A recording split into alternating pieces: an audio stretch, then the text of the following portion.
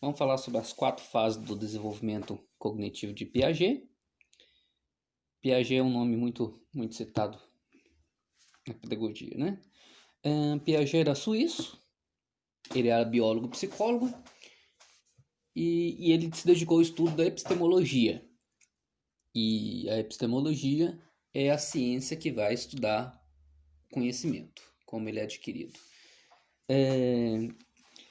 Piaget, desde a infância na Suíça, já era bem aplicado. Ele estudava moluscos na infância, publicou um artigo científico com 10 anos de idade. E depois ele começou a ser mais curioso a respeito do desenvolvimento da mente.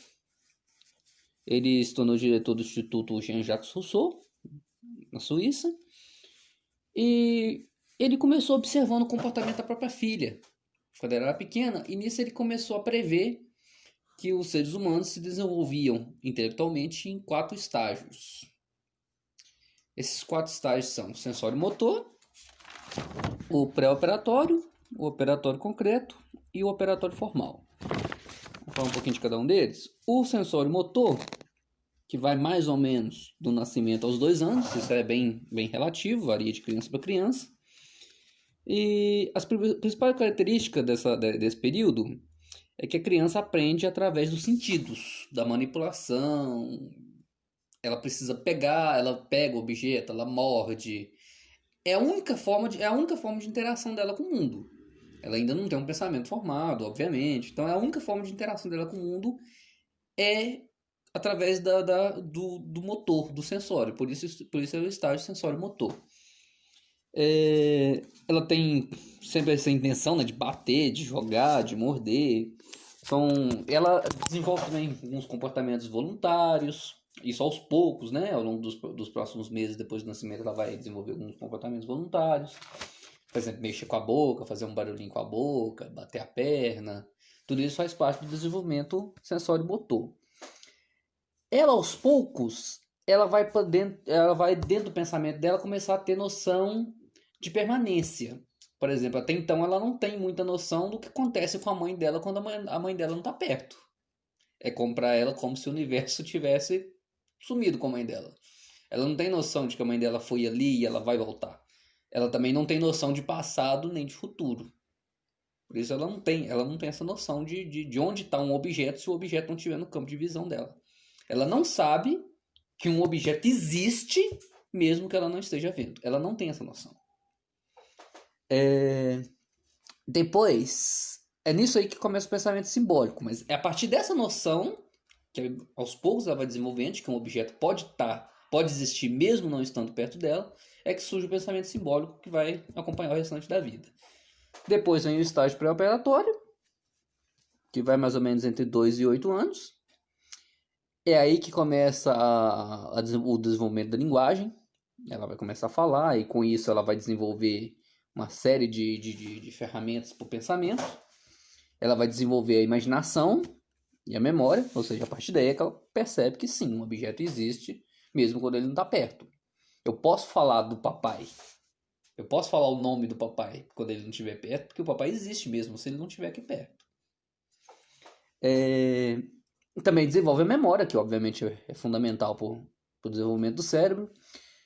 Ela é a fase dos porquês, que ela está começando a desenvolver justamente a questão do pensamento, ela está começando a desenvolver uma pequena lógica nas coisas. Ela vai ter sempre um pensamento egocêntrico, ela não tem noção de outro, ela volta o mundo todo para dentro dela mesma. Tanto é que ela não entende questões que estão fora dela. Por exemplo, ela não entende que amanhece, anoitece, independente dela. É como se na cabeça dela anoiteceu porque ela precisa dormir. E amanheceu o dia que ela precisa acordar. Repara que o foco do mundo é ela. Não é que ela acompanha o mundo. Não é que ela acorda quando está de dia e dorme quando ele não. É o mundo que escurece quando ela precisa dormir e o sol aparece quando ela precisa acordar.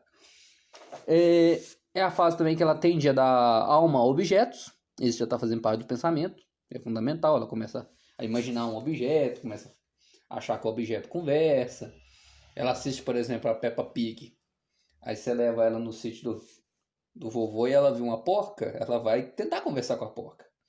Ela vai acreditar mesmo que a porca pode ser que ela converse. Ela dá vida e dá sentimentos a coisas que não existem. Isso é o começo do pensamento. Depois, ela também não tem, e isso é fundamental para a gente entender o desenvolvimento do pensamento lógico no ser humano, porque até essa idade ela não tem a ideia de reversão de um pensamento. O que seria isso? Se você falar com ela que a Maria... O João tem uma irmã. A irmã do João é a Maria. Aí se você perguntar para ela se a Maria tem um irmão, ela não vai saber te dizer. Entende? Se o João tem uma irmã e a irmã do João é Maria, obviamente a gente, adulto, sabe que Maria é irmã do João e João é irmão da Maria. Mas a criança nessa idade, ela não tem essa noção de reverso. Ela não consegue reverter um pensamento. Depois vai vir o operatório concreto, que vai mais ou menos entre os 8 anos e os 11. É nessa parte que começa a desenvolver realmente um pensamento lógico, tá? A criança vai ter um comportamento mais cooperativo, ela vai voltar para uma interação entre o mundo e ela já não é mais tão egocêntrica igual ela era, agora ela aprende que existe um mundo diferente da ideia dela, que as pessoas podem discordar dela, que mesmo ela querendo uma coisa, pode ser que aquilo não vai acontecer, e pode ser certo que aquilo não aconteça. Então ela começa a ter a imaginar um mundo fora dela. Aí ela já passa a ter uma reversão de pensamento. Ela começa na escola, ela já começa a aprender que se 2 mais 3 é igual a 5, significa que 5 menos 3 é igual a 2. Tá vendo? Esse é o pensamento matemático que ela desenvolve a partir daí. Se A é igual a B, com certeza B também é igual a A. É o pensamento que antes ela não tinha, na fase anterior, e agora ela tem.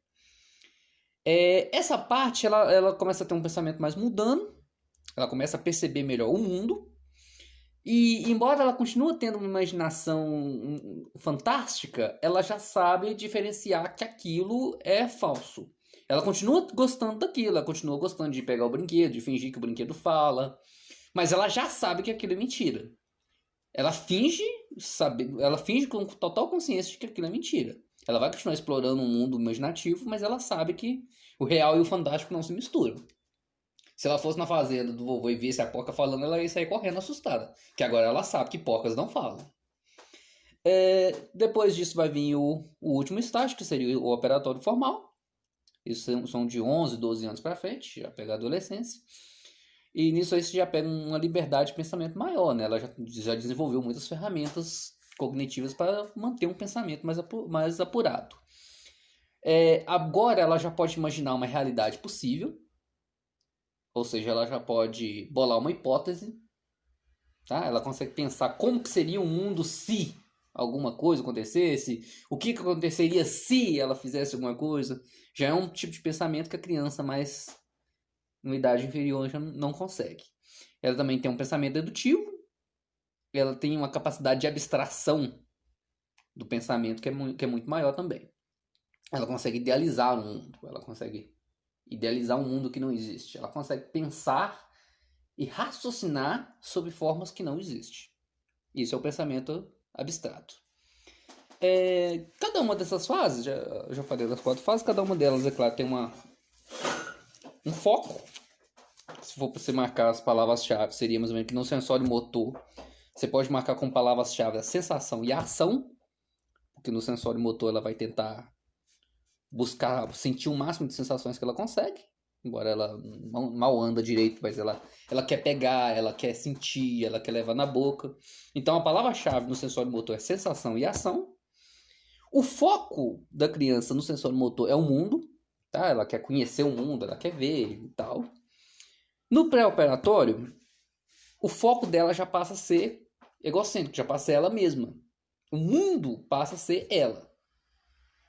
Como eu já disse, a parte que as palavras-chave é a linguagem e as imagens mentais, porque no pré-operatório ela já consegue imaginar que uma pessoa existe mesmo não estando perto. Esse é o pré-operatório. Quando ela percebe que o foco do mundo é ela, que o foco do mundo passa a ser o eu interior, isso reflete muito na linguagem. Você pode perceber, por exemplo, que quando a criança é um pouquinho menor, ela começou a aprender a falar, ela fala, quando ela quer dizer que ela está com sede, ela fala, ela está com sede. ela quer água. Ela não sabe dizer eu quero água, ela não entende o que significa o eu. Depois, já no pré-operatório, a partir de uns meses depois que ela desenvolveu a linguagem, ela já percebe o que é o eu.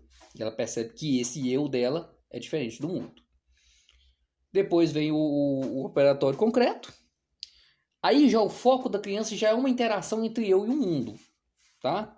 Ela já começa a querer perceber mais as coisas, a querer pensar a respeito do mundo. No operatório formal, que é o último, o foco passa a ser o eu com relação ao mundo, mas esse mundo ele é agora, no operatório formal, tanto físico quanto abstrato. Tá? É nesse período do operatório formal que começa a ter medo, você pode começar a desenvolver um medo de coisas que são abstratas, como por exemplo o medo do futuro ou o medo da morte. Uma criança mais numa idade inferior, ela não tem medo da morte, porque ela nunca viu a morte, ela nunca pegou da morte, ela nunca viu que a morte é algo que vai machucar ela. Então ela não tem medo, ela não tem medo ainda de coisas abstratas antes do operatório formal. É no operatório formal que ela vai ter noção de um pensamento abstrato. A morte é algo que causa medo.